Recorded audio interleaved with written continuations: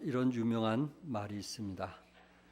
당신이 살면서 맺은 모든 인간관계가 현재의 당신을 당신의 꿈, 비전으로 이동시킬 수도 있고 그 꿈, 비전에서 멀어지게 할 수도 있다라는 말을 했습니다. 누구를 만나느냐에 따라서 비전을 성취하는 데 큰 도움이 될 수도 있고 또 누구를 만나느냐에 따라서 비전을 이루는 것을 실패하게 만들 수도 있다는 것입니다. 여러분 주위에 정말 어떤 사람의 그 꿈과 비전을 일으키는 사람이 있고 어떤 사람은 그 비전과 꿈을 무너뜨리는 그런 사람도 있다라는 것입니다.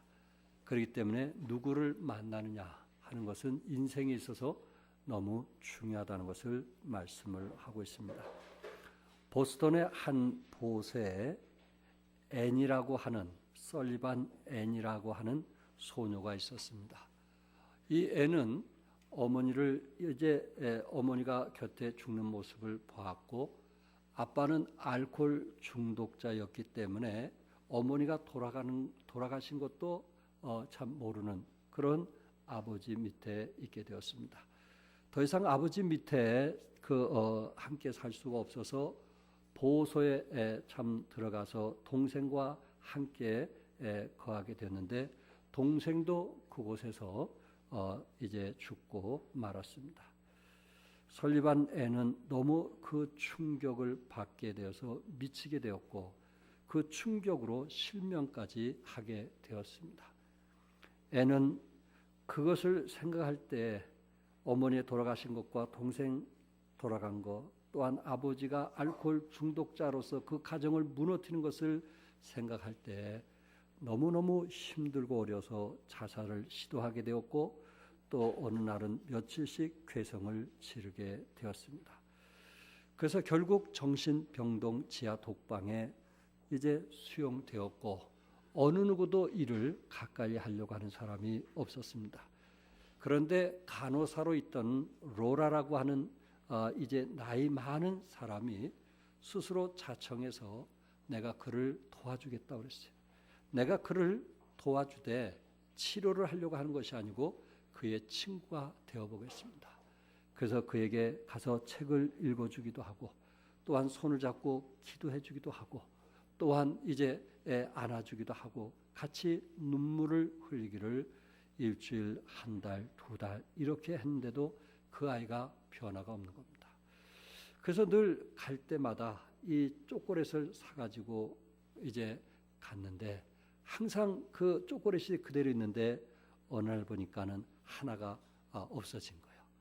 그러니까는 이 앤이라고 하는 그 어린 소녀가 그것을 먹기 시작하면서 조금씩 이 나이 많은 로라 간호사에 대해서 마음을 열기 시작을 했습니다. 그러면서 이런 얘기 저런 얘기를 하면서 이제 서서히 앤이라고 하는 그 소녀가 말하기 시작을 했고 그리고 그 깊은 상처로부터 조금씩 벗어나기 시작했습니다.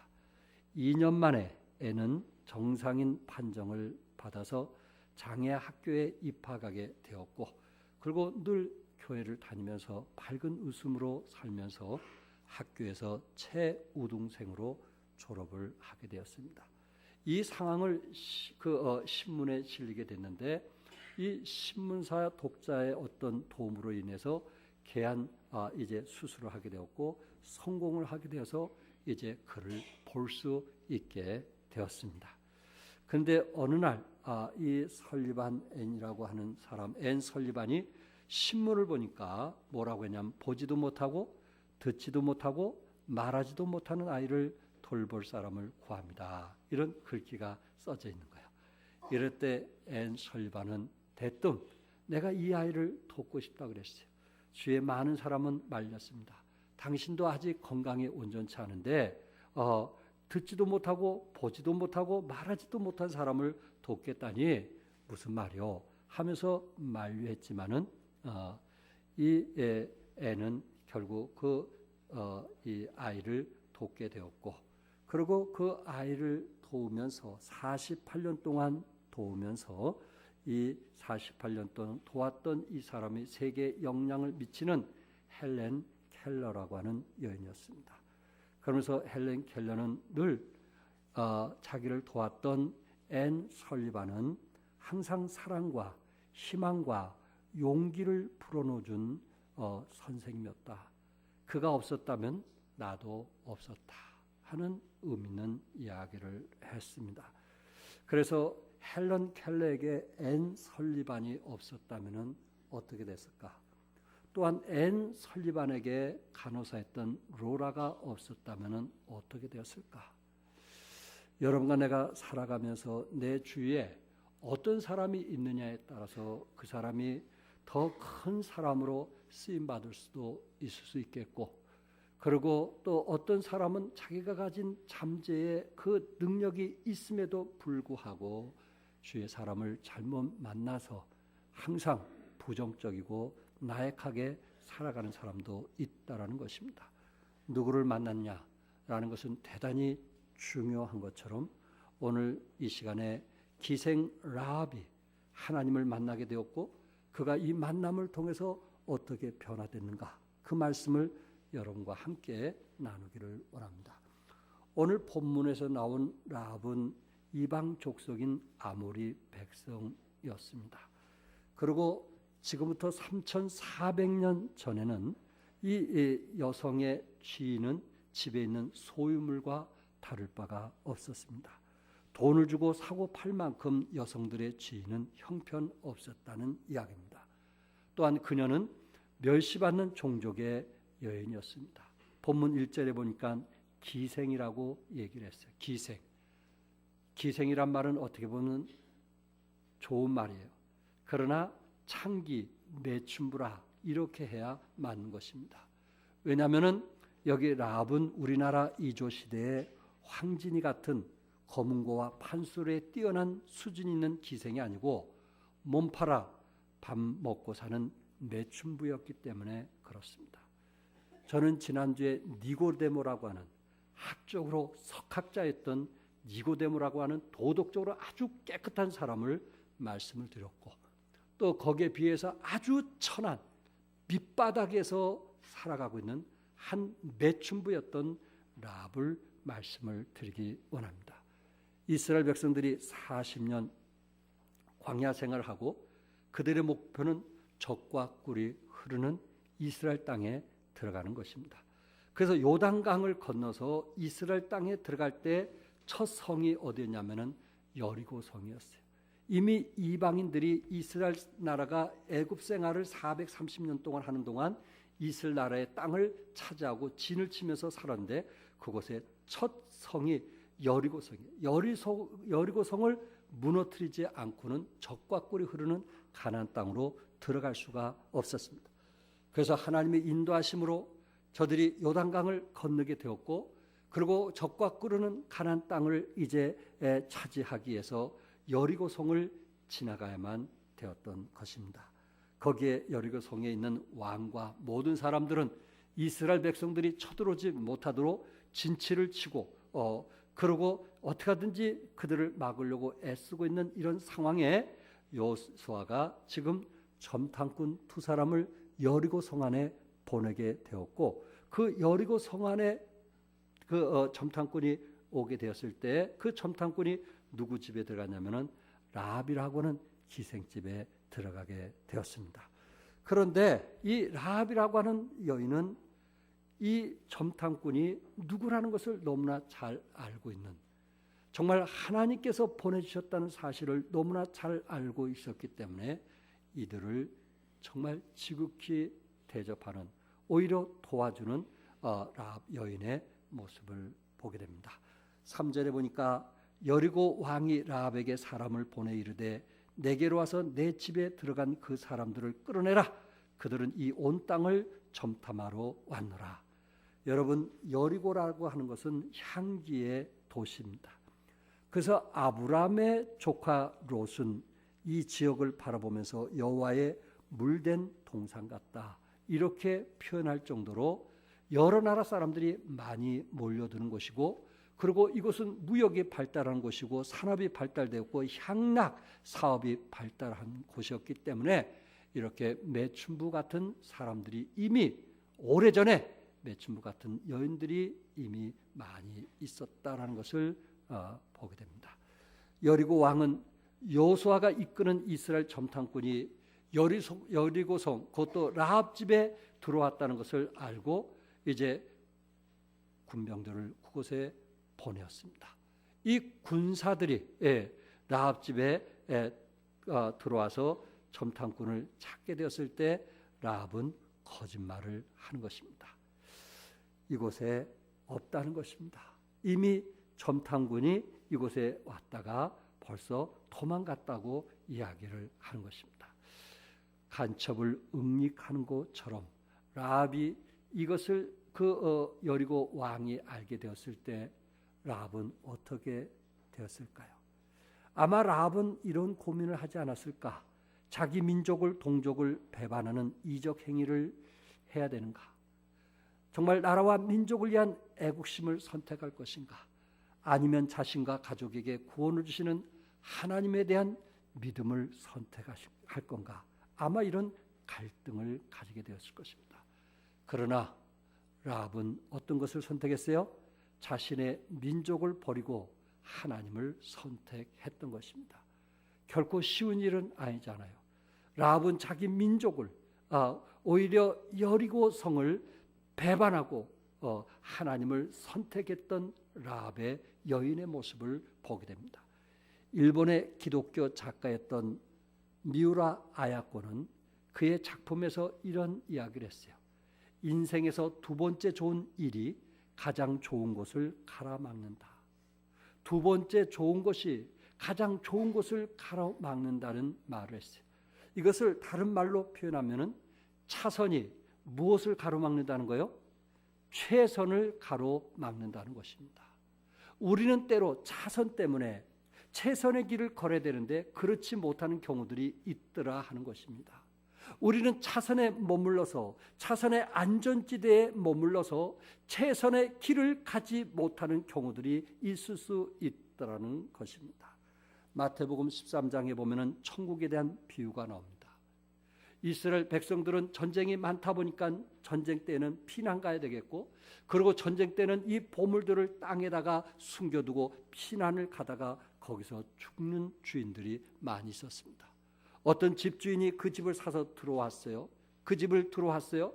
그러다가 일을 하는 사람들에게 이제 밭을 갈도록 일을 맡겼는데 농사를 짓던 사람이 땅을 파다 보니까 그곳에 보석이 있는 것입니다. 보석함이 있는 거예요. 그거를 발견하고 어떻게 하겠어요? 자기 집에 있는 모든 것을 어떻게 했어요? 그 사람은 모두 다 팔아가지고 그 땅을 샀어요. 이분은 차선보다 뭘 선택한 거예요? 최선을 선택한 겁니다. 그런데 어떤 사람은 그것을 알면서도 자기 집을 팔지 않는 거예요. 자기 집이 더 소중하기 때문에, 차선이 더 소중하다고 생각해서 차선을 팔지 않고 거기에 머물러 있는 사람, 그 사람은 차선 때문에 최선을 놓치는 사람이라 이렇게 말씀을 드릴 수가 있습니다. 여러분은 어떤 사람입니까? 라합은 오히려 차선보다는 최선을 선택을 했습니다. 그의 믿음이 얼마나 아름다운지 아시겠죠? 무엇보다 라합은 하나님의 능력을 믿었기 때문에 하나님의 능력, 그리고 홍해바다를 건너고, 그리고 요단강을 건너고, 그리고 40년 광야 생활 때 하나님께서 먹을 것과 입을 것과 만나를 주신 그 하나님을 라합은 알았기 때문에, 아니 여리고 성에 있는 모든 사람들은 다 알았지만은 그럼에도 불구하고 라합은 오히려 점탕꾼을 숨겨주는. 그래서 6절에 뭐라고 말씀했어요? 그가 이미 그들을 이끌고 어디로 올라가서 지붕으로 올라가서 그 지붕에 벌려놓은 3대에 숨겼더라. 3대에 이 3대 삶의 그 삶의 줄기, 이것을 말리려고 널어놓은 3대 속에 이 두 점탕꾼을 숨겨놓았어요. 그러니까 대부분 옥상 위에다가 삶의 줄기를 말렸던 것 같아요. 그 삶의 줄기를 말려놓은 그곳에 숨겨놓았다는 것입니다.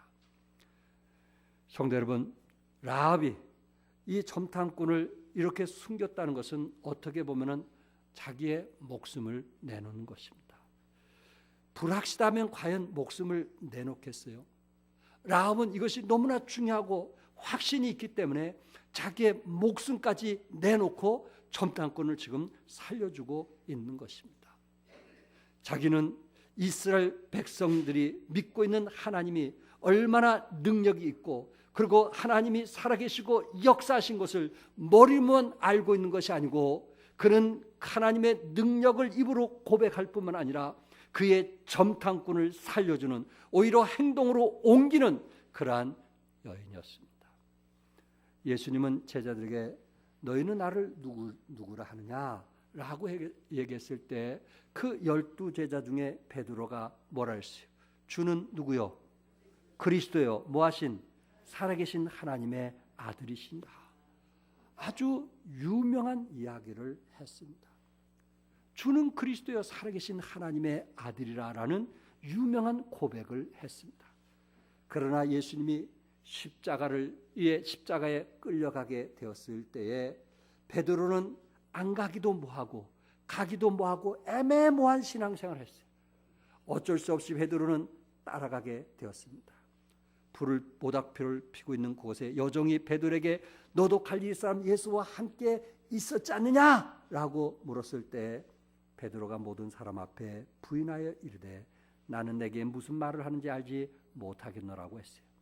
두 번째로 또다시 어떤 여인이 베드로에게 너도 갈릴리 사람 예수와 같이 갔던 사람 아니냐? 동행했던 사람이냐 아니냐 했을 때 베드로가 맹세하고 또 부인하여 이르되 라고 했고 세 번째 이런 똑같은 현상이 일어날 때 이제는 저주하고 맹세하기 시작하여 말하기를 나는 그 사람을 알지 못하노라 하면서 예수님을 부인했어요. 그는 분명히 입으로 고백하길 주는 그리스도의 살아계신 하나님의 아들이시라 이렇게 고백했지만은 실제 행동에서 실제 삶에서 하나님을 믿지 못한 주님을 믿지 못한 연약한 모습을 보였다는 것입니다. 그러나 라합은 어땠을까요? 그는 입으로 하나님의 능력 많으심을 고백했을 뿐만 아니라 오히려 그는 행동으로 점탕꾼을 살려주는 자기의 믿는 것을 이미 행동으로 보여주는 그러한 믿음의 사람이었습니다.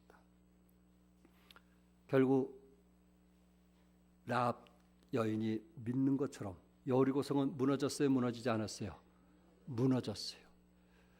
하루에 몇 번씩 돌았어요? 하루에 한 번. 그리고 마지막 날 7번을 돌았을 때 그 성이 무너졌어요. 여러분, 여기서 우리에게 주는 교훈이 무엇일까요? 물론 이스라엘 백성들이 하나님 말씀에 순종하는가 순종이 하지 않는가 하는 것을 보여주기 위한 것도 의미가 있지만 그러나 고고학자들이 연구한 결과 근동 지역에서 그 당시에 그 전쟁의 역사를 연구한 사람들이 반드시 그 성을 정복했을 때는 다른 나라의 성을 정복했을 때는 그 성을 도는 것이 승리한 사람이 도는 것이 습관이었다고 그래요. 그런데 하나님께서 지금 이스라엘 백성들에게 성을 돌라고 한 것은 아직 점령한 것이 아니었습니다.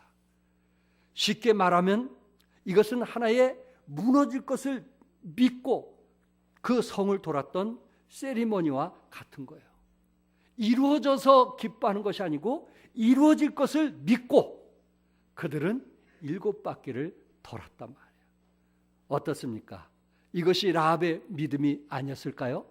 라합은 여리고성이 아무리 튼튼할지라도 결국 살아계신 하나님 앞에는 당할 수 없다는 사실을 알았기 때문에 라합은 점탕꾼을 도와줬던 것입니다.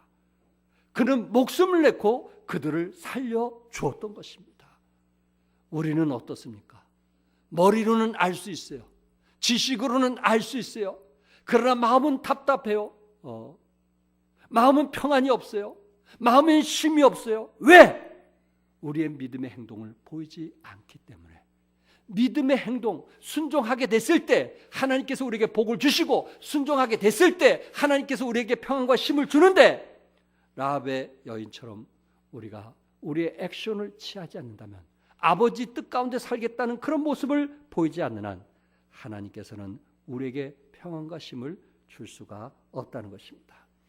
라합은 하나님이 유일하신 신인 것을 믿었기 때문에 두 점탕꾼을 살려주었습니다. 이 라합 기생은 뭐라고 얘기했냐면 11절에 한번 다 같이 읽어볼까요? 시작. 우리가 듣자 곧 마음이 녹았고 너희로 말미암아 사람이 정신을 잃었나니 너희의 하나님 여호와는 위로는 하늘에서도 아래로는 땅에서도 하나님이시니라.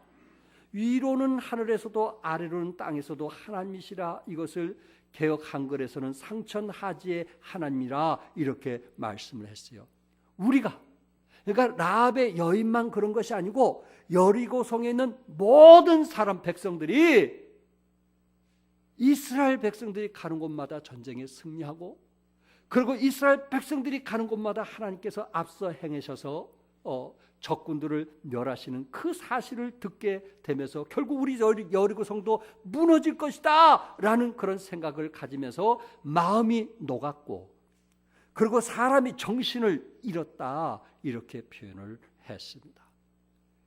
그러면서 라합 여인은 뭐라고 했는지 아시죠? 너희의 하나님 여호와는 위로는 하늘에서도 아래는 땅에서도 하나님이시니라. 이런 믿음을 가졌단 말이에요. 그러니까 여리고성에 안에 있는 모든 사람은 하나님의 백성들을 두려워하고 무서워했어요. 간이 녹아질 정도로 무서워하고 두렵고 떨었어요. 그런데 저들은 두렵고 떨고 있었는데 라합 여인은 두렵고 떨는 것으로 만족하지 아니하고 점탕꾼을 살려주는, 하나님께 가까이 나가는, 하나님 말씀에 순종하는 믿음을 보였다는 것입니다. 그렇구나. 때로 우리가 이 세상 살아가면서 간담이 녹아질 정도로 두렵고 떨리는 그런 세상을 살아갈 수 있어요. 하루하루 걱정하고 염려하면서 살아갈 수 있어요. 그러나 라합 같은 믿음을 가진 사람은 어떤 사람이냐? 이렇게 어렵고 힘들수록 우리는 주님을 붙들더라 이거예요. 주님의 옷자락을 뭐하더라? 붙들더라 이거예요.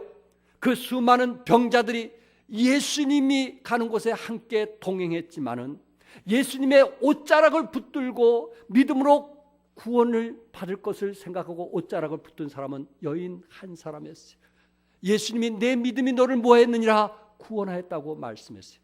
그 수많은 병자들이 예수님께서는 병 나아준 것을 알면서도, 예수님의 능력을 알면서도, 예수님이 우리에게 치료할 것을 알면서도 주님의 옷자락을 잡으려고 하지 않았단 말이에요.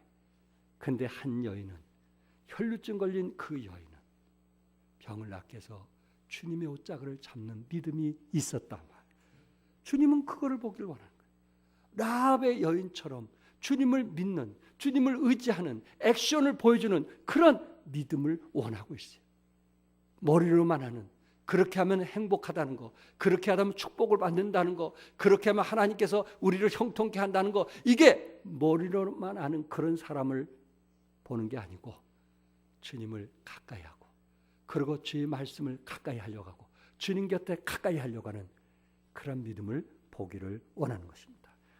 여러분 삶에 두려움이 없기를 바라지만, 여러분 삶에 간담이, 마음이 녹아지는 그런 일이 없기를 바라지만, 혹시 여러분 삶에 그런 일이 있다면 라합의 여인처럼 하나님을 가까이 하십시오.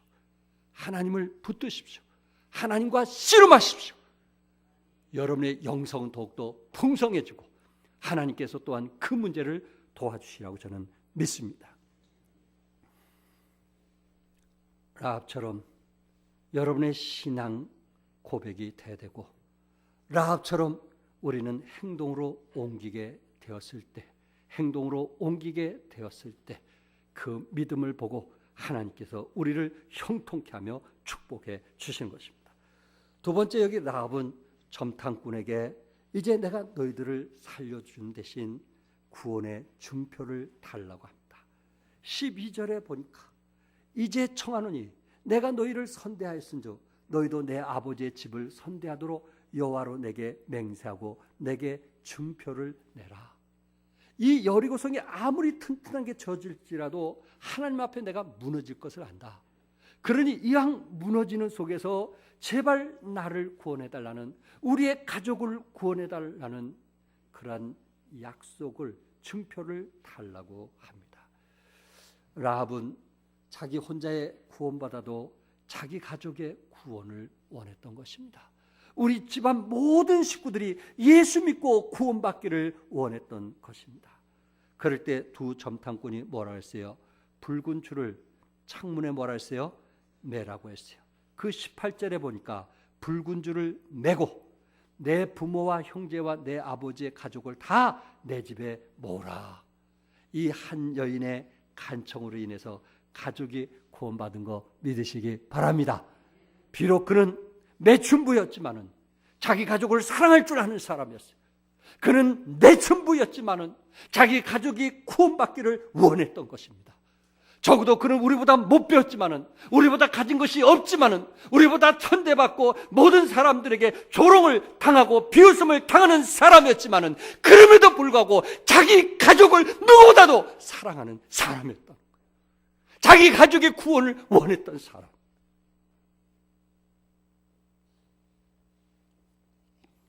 여기에 붉은 줄을 내어서 표시할 때 살려주겠다 그랬어요.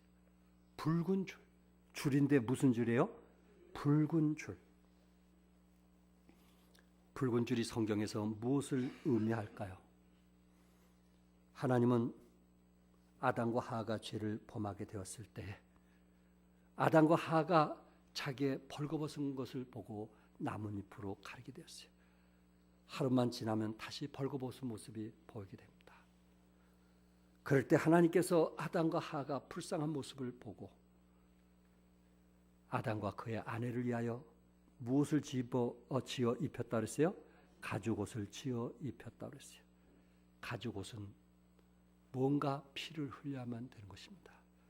붉은 피를 흘려야만 가죽옷을 입힐 수가 있었던 것입니다. 하나님은 이스라엘 백성들의 장자를 살려주실 때 출애굽기 12장 7절에 그 피를 양을 먹을 집 좌우 문설주와 임방에 발랐다고 했어요. 다시 말해서 이스라엘 백성들을 애굽에서 구원하기 위해서 모세를 보내게 되었고, 그리고 바로 왕이 강팍함을 알고 마지막 10번째 재앙이 뭐냐면은 그 애굽의 모든 장자를 죽이는 거였어요. 그 대신 이스라엘 백성들은 문설주에 들어간 그 문설주에 어린 양의 피를 바르면 그 피를 볼 때에 내가 그곳은 넘어가겠다는 게 유월절이었어요. 무엇을 볼 때? 피를 볼 때에, 붉은 피를 볼 때에 그 장자는 죽이지 않고 넘어가겠지만은 붉은 피가 없는 그 집안의 장자는 죽이겠다고 했어요. 그래서 애굽의 바로 왕의 장자도 죽었고 애굽의 모든 백성들의 장자가 죽는 슬픈 일을 보게 된 것입니다. 무엇이 없어서? 붉은 피가 없어서. 이스라엘 백성들이 죄를 범하게 됐을 때 그들은 하나님 앞에 자기의 죄를 용서받기 위해서 매번 제사를 드려야 되는데 그 속건제 때 속건제물의 피를 가져다가 정결함을 받았다고 성경은 말씀하고 있어요. 피를 흘리지 않고는 죄가 용서함을 받을 수가 없는 것입니다. 예수님도 십자가에서 뭐를 흘리셨어요? 피를 흘리셨어요. 히브리서 9장 12절에 염소와 송아지의 피로 하지 아니하고 오직 자기의 피로 영원한 속죄를 이루사 단번에 성소에 들어가셨느니라. 자기 피로, 예수님의 피로 여러분과 나의 죄를 영원히 뭐 하셨다고 그랬어요? 속죄하셨다. 믿으시면 아멘 하세요. 영원히 뭐 하셨다? 속죄하셨다. 그리스도의 피만이 우리의 죄를 용서해 줄 수가 있었던 것입니다. 여기에 붉은색의 의미가 무엇일까요? 그 집안을 구원해 주겠다는 것입니다. 예수님의 피로 라합의 식구들은 구원해 주겠다는 하나님의 약속이기도 하는 것입니다. 라합은 비록 장녀였지만, 라합은 비록 세상 사람에게 비웃는 그런 사람이었지만, 그는 어떻게 보면 니고데모보다 더 많은 죄를 짓는 사람이었지만 주님의 피로 죄 용서함을 받을 수가 있었던 것입니다. 여호수아 6장 22절에 여호수아가 뭐라 했어요? 여호수아는 원래 예수라는 의미가 담겨져 있는데 여호수아가 그 땅을 점탐한 두 사람에게 이르되 그 기생의 집에 들어가서 너희가 그 여인에게 맹세한 대로 그와 그에게 속한 모든 것을 이끌어내라. 저들을 뭐 했어요? 살려줬어요. 라합의 여인이 하나님을 믿는 만큼, 또한 하나님 쪽으로 구원을 요청한 만큼, 자기 가족들의 구원을 요청한 만큼 하나님께서 저들을 구원해주는 놀라운 역사가 일어나게 됐어요. 십자가는 이런 놀라운 힘이 있습니다. 보혈은 이런 놀라운 능력이 있습니다. 제가 최근에 읽은 책이 뭐냐면 지저스 올이라고 하는, 그것이 번역돼서 나온 책인데 예수로 충분하다는 책입니다. 그 책자 속에서 이제 저자는 뭐라고 얘기했냐면 복음은 현재적인 능력이 있다 이렇게 말했어요. 눈이 활짝 뜨는 거죠. 복음은 현재적인 뭐가 있다? 능력이 있다. 복음은 우리를 새롭게 하는 능력이 있다. 그 저자는 그렇게 표현을 했어요. 다시 말해서 복음은 과거의 우리 죄를 용서할 수 있는, 용서해 주는 그런 능력도 있고, 또한 우리를 풍성케 해주는 능력도 있고, 또한 복음은 미래에 우리를 풍요롭게 하는 그런 능력도 있지만은 더 중요한 것은 복음은 이 순간에도 우리의 어떤 두려움, 불안감, 분노, 자기의존, 미움, 특권의식, 열등감으로부터 구원해주는 능력이 있다. 무엇이? 복음이, 무엇이? 십자가가, 무엇이? 하나님의 능력이 우리에게 그 일을 지금 현재 이루어준다고 약속했습니다. 여러분과 내가 복음을 통해서, 복음의 능력을 통해서 모든 것을 이루시는 하나님, 십자가를 통해서 우리에게 풍성케 채우신 하나님, 우리가 이런 하나님을 의지가 있다는 거 감사하시죠? 얼마나 감사해요. 우리 마음에 감사가 있을 때 이런 아름다운 플룻소리에, 또한 우리 찬양대 찬양에 감동과 기쁨이 있는 거예요. 감사가 없는 사람은요 메말라 있어요. 그래서 감격이 없어요. 감동이 없어요. 눈물이 없어요. 기쁨이 없어요. 그러나 복음을 통해서 감사하는 사람은 누가 나를 위해서 기도만 해줘도 눈물이 나고, 누가 나를 격려만 해줘도 감사하고, 누가 나를 위해서 사랑만 해줘도 고마워하는 거예요. 왜? 우리 안에 성령님의 능력이 있기 때문에 그렇습니다. 끝으로 라합은 가족들과 함께 구원을 받았어요. 저는 여기에서 라합이라고 하는 여인이 신약 성경에 뭐라고 표현했는가, 이런 기생 여인이었음에도 불구하고, 나보다 어떻게 보면 천한 여인인데도 불구하고 이분이 나보다 더한 축복을 누렸더라 하는 것입니다. 라합이라고 하는 여인을 성경에 찾아보니까 성경 신약에 세 군데가 나오는데, 마태복음 1장 15절에 보니까 살모는 누구에게서? 라합에게서 보아스를 낳았고, 여러분 보아스 잘 알죠? 누구와 결혼한 사람이요? 네? 룻과 결혼한 사람이잖아요. 보아스를 낳은 사람이 누구예요? 라합이었어요. 라합. 야. 히브리서 11장 3절에, 이 히브리서 11장은 무슨 장이라 했어요? 믿음의 장이었죠. 그러니까 히브리서는 라합이 믿음의 사람인 것을 말씀하고 있는데, 믿음으로 기생 라합은 점탕꾼을 평안히 영접했다. 그러니까 믿음 없이는 그들을 영접할 수 있다는 거 없다는 거예요? 없다는 거예요. 믿음이 있었기 때문에, 하나님을 믿는 믿음이 있었기 때문에 정탐꾼을 평안히 영접했다. 이렇게 히브리서 11장의 믿음장에 기록되어 있어요. 나는 믿음장이 기록될지는 모르겠지만 라합은, 나보다 더 천한 여인은 믿음장에 기록될 만큼 그만큼 믿음이 있었다는 거예요.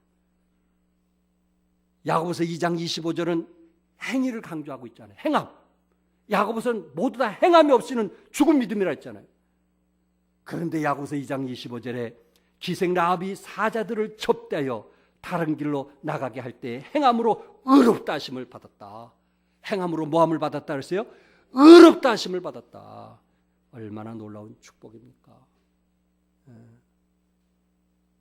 그러니까 하나님은 아무리 이 세상에 비천한 여인이라 할지라도 믿음을 가지면 의롭게 하시고 제사함을 받게 하시고 하나님의 자녀로 인쳐주신 것을 믿으시기 바랍니다. 라합이 감춰준 점탕굴로 말미암아 창녀했던 자리에서 저주받을 땅에 살던 이방 여인으로서 하나님의 자녀가 되었어요. 여러분, 이것만 해도 우리는 만족스러운 거 아니에요? 라합이 예수 믿고 구원받은 그 사실만 해도 이거는 대단한 거 아니에요?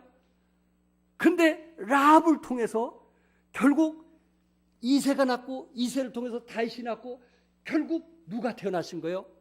메시아신 예수님이 이 땅에 탄생하신 거예요. 그래서 히브리서 11장에는 기생이라는 것을 강조했어요.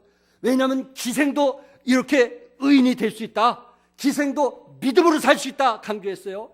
야고보서 2장에도 기생 라합에서 기생을 강조했어요.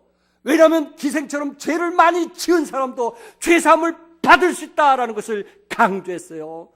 그러나 마태복음 1장 5절에서는 라합에게서 이렇게 말씀했어요.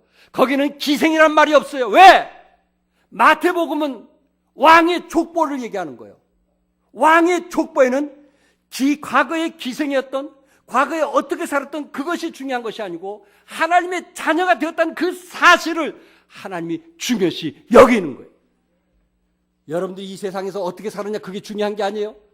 거듭난 순간에 하나님은 우리를 생명책 이름이 기록이 되고 우리 주님은 왕 중에 왕이 되시고 우리는 왕이 됨을 믿으시기 바랍니다. 왕에는 라합이 기생이 필요 없는 거예요. 과거가 중요한 게 아니에요. 왜? 이미 우리 주님이 그리스도의 피로 모든 죄를 다 사해 주셨기 때문에, 거듭났기 때문에 새로운 라합을 이제 하나님께서 보기 원하시고, 그리고 라합은 그 구원받은 것으로 끝난 것이 아니고 라합을 통해서 예수님이 메시아가 탄생하기까지 그 일을 위해서 얼마나 말씀에 순종하며 거룩하게 살았는가 하는 것을 알 수 있겠죠. 여러분은 이제는 구원받은, 예수 믿고 구원받은 것으로 중요하게 생각하지 맙시다. 앞으로 내가 어떤 믿음을 가지고 사느냐, 그거에 따라서 나의 믿음이 계속 이어질 건가 이어지지 않을 건가라는 것이 중요한 것입니다. 지난 수요일날 새생명 축제 때 인도한 36명 중에 한 분인 70이 넘으신 박정근 선생님을 우리 부부 목사님과 함께 신방을 했습니다. 그래서 교회에서 준비한 음료수를 가지고 갔더니 거부하는 거예요. 안 받으시는 거예요. 그래서 왜 안 받으세요? 그랬더니 이거 마시면 교회 나가야 되지 않냐 이거요. 그래서 안 받겠다는 거예요. 예. 아, 이러신 분도 계시구나. 아, 그래서 제가 그러면은 이왕 왔으니까 관리사무소에 계시기 때문에 그러면 저에게 한 10분 내지 20분만 시간을 주십시오. 제가 가장 귀한 말씀을 좀 전해드리기 원합니다. 이렇게 얘기했어요. 그랬더니 뭐라고 얘기하시면은, 만약에 내가 지난 주일날 교회 간 거를 누가 알고 내 부인에게 얘기했단 말이에요. 그 부인이 뭐라고 그러냐면은, 여보, 내가 절에 가고 당신이 교회 가면 우리 집안은 망하는 집안이 된다고. 그래서 절대 교회 가면 안 된다고 그랬대요. 그러면서 만약에 당신이 교회 가면은 그 후로 나에게 이혼할 각오를 하고 교회 가라는 거예요. 그러니까 이분이 겁이 나가지고, 목사님, 제가 70이 넘었는데 나 혼자 무슨 재미로 삽니까? 아내 보는 재미로 살죠. 그러면서 내 아내가 그렇다고 해서 뭐 절에 잘 나가는 것도 아닌데 심통이 나서 그런 것 같습니다. 우리 아내 한 번 한다면 하기 때문에 제가 교회 나갈 수 없습니다. 그러는 거예요. 저희들이 새생명 축제 때 우리 여성께서 그렇게 맛있는 음식을 준비할 때 그분과 제가 마주 앉았거든요. 식사를 나눌 때 곧 예수 믿을 것처럼 말씀하시더니 이게 한 주가 지나더니 사람이 그냥 돌변하신 거예요. 아, 세상에 이럴 수 있는가? 저는 그런 생각을 가지면서, 이분이 차선 때문에 뭘 포기한 사람이에요? 최선을 포기한 사람이에요. 하늘나라의 시민권을 포기한 사람 아니겠어요? 천국을 포기한 사람 아니겠어요? 이 땅에서 영원히 살 것처럼, 내가 그렇다고 해서 아내와 이혼을 원하는 그런 사람은 아닙니다. 오히려 믿음으로 결단하면 하나님께서 아내 마음도 움직여 주시고 자식들의 마음도 움직여 주셔서 그 온 가족이 예수 믿고 구원받고 침례 순종할 그 가정이 될 것인데, 차선 때문에 최선을 버리는 그런 안타까움을 보았습니다. 저희들은 서운한 마음으로 돌아오게 되었습니다. 혹시 여러분들이 신앙생활하면서 자손 때문에 채선 것을 지금 잃어가고 있지 않나요? 자손 때문에 무엇을 먹을 거, 무엇을 마실 거, 무엇을 입을 거, 이 문제 때문에 하나님이 우리에게 명령하신 사명을 멀리하고 있지 않느냐 하는 것입니다. 그분은 자손을 위해서 최선을 버리는 사람입니다. 결국 영적인 하나님의 축복을 버린 사람입니다. 하나님께서 우리에게 주실 멸관을 여러분들은 포기한 사람입니다. 우리가 하나님 앞에 가서 뭐라고 말씀하겠어요? 감옥에서 옥문이 열린 것을 보고 간수가 사도 바울과 실라에게 내가 어떻게 하여야 구원을 받으리까? 내가 어떻게 하여야 구원을 받으리까? 이것이 정말 믿지 않는 사람으로서 진정한 고백이 아닐까요? 이럴 때 바울과 실라가 뭐라고 얘기했어요? 주 예수를 말아 믿으라. 그래야만 너와 내 집이 구원을 받으리라. 전도한 박정근 선생님이 더 좋은 것을 선택했다면, 최선 것을 선택했다면 가정도 예수 믿고 침례에 순종했으리라고 믿습니다. 천국에서 가족들과 영생 통락을 누릴 것을 저는 영의 눈으로 믿습니다. 그러나 그분은 차선을 선택했습니다. 비록 우리는 라합보다는 어떻게 보면 낫다고 말할 수도 있겠지만 우리의 영적인 신앙생활은 어떤가라는 것을 우리 자신들이 살펴보시기 바라고 라합과 같은 믿음을 가지시길 주님의 이름으로 축복합니다.